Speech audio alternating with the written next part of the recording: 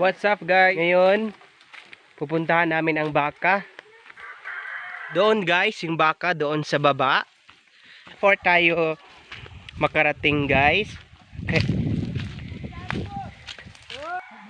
Marami pa tayong dadaanan na mga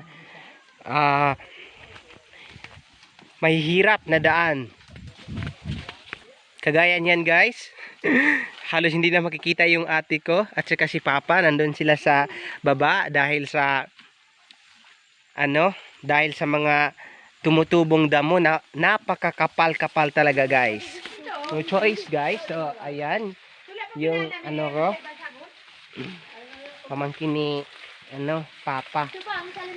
Third cousin ko na yun siguro guys. At ang daan guys, still wala pa rin pinagbago guys. Ayan, madulas pa rin guys.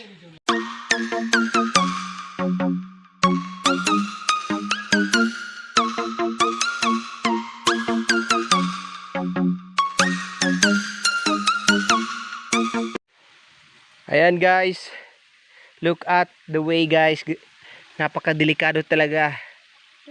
Oh ayan, so dyan pa tayo dadaan guys bago tayo makarating. Ayan guys, as you can see, merong maliit na sapa.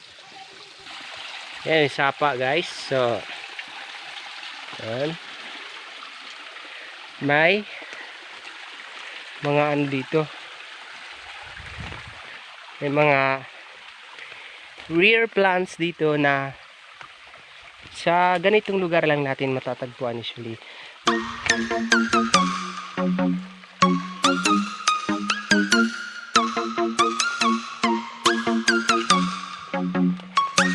Ayan, hindi ko na nakikita yung mga kasama ko, iniwan na nila ako. Ang daming dito, parang mabang tawag dito, hindi ko alam anong tawag dito. Ayan o. Kailangan talaga natin mag-ingat guys. Ayan. Kasi it's really danger. Especially kapag yung mga tao na dumaan dito ay hindi sanay sa ganitong klase ng daan. Nahihirapan talaga guys. So ayan guys, dumating na kami dito sa lugar na kung saan iniwanan yung baka ng ate ko. So we have 3 cows as you can see guys. Then the white one is owned by my one old sister. Then the brown one is owned also by one of my oldest sister. Then the small one, amin na yun guys. Yeah.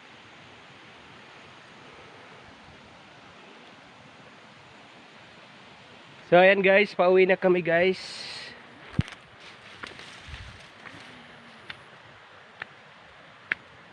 Kasi guys, binisita lang namin kung ano ang kalagayan ng baka. Tapos tinitingnan namin yung mga kural kung hindi ba nasisira, kasi kapag nasisira yun guys, sigurado makapinsala na naman yung mga baka na yan, kasi kakainin nila yung mga tanim na makikita nila. Kaya binisita namin. So ngayon, umuwi na kami. As usual, yung daan dito napaka it's really muddy. Yeah. Kailangan dumaan ka sa gilid, kasi sa gitna napaka maputik ng daan. So ayan guys, malapit nang umulan. Dumilim na yung langit guys. Ayan sila Papa, nag-uusap sa susunod na lalagyan ng baka. Kasi yung guys, yung pinag-iwanan ng baka doon sa sa baba, malapit nang maubos yung pagkain nila doon. Mga ilang linggo na lang yun, maubos na yung pagkain. Kaya kailangan na naman naming ilipat sa ibang lugar para may makakain sila guys.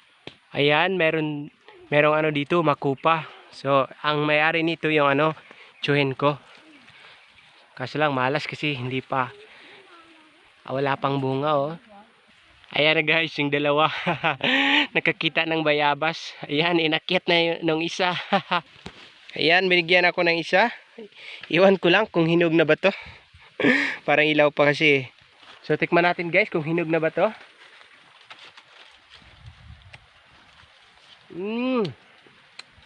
Hindi pa siya masyadong hinog guys, pero pwede lang kainin. Ang ganda ng view guys, no? So, merong ano dito. Vacant dito na ano.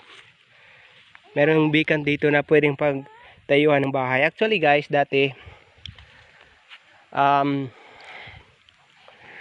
ito yung ano bahay ng tsuhin ko. Dito sila nakatira dati. Yung may-ari ng lupa na to. Pero ngayon, lumipat na sila. Kaya, as you can see, ayan. Wala nang katao-tao dito guys. Ayan yung isa guys. Ang sipag-sipag. Nganap ng bayabas. Ayan. Kakatuwa talaga ng batang to. Ayan guys, may nakita ako isa na hinog. Kaso lang maliit. Pero okay na to guys. Tsaka yung ate ko guys, oh. Ang lakas makaakyat. Oh, yan nyo. Meron pa sarang isa dito na bayabas. Kaso lang guys, ang taas. Mukhang hindi kakayaning akyatin ng maliit na kasama oh. Kasi oh, mataas baka mahuhulog pa siya guys. Kaya wag na lang. Yo, ayan. Rain is coming na talaga. Mukhang maliligo na naman kami ng ulan ngayon. Yan. Wow, ang daming bayabas nito sa bulsa oh. Wow, punong-puno yung bulsa oh. Oh, isa na namang aakyatin na daan. Ito guys, itong lupa na to guys, ito yung lupa na binigay sa akin ng papa ko. Yan, malapit siya sa kalsada guys. Tapos meron na rin mga ano dito, tanim dito. Pero konti pa lang talaga kasi bago lang ako nagtanim. Tapos ito naman guys, ito yung ano,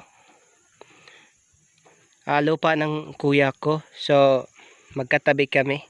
Kasi lang yung sa kanya marami ng tanim. Yung sa akin, konting-konti pa talaga. And that's all for today guys. And I hope na-enjoy kayo sa video ko. And please, don't forget to subscribe my channel. Thank you and God bless.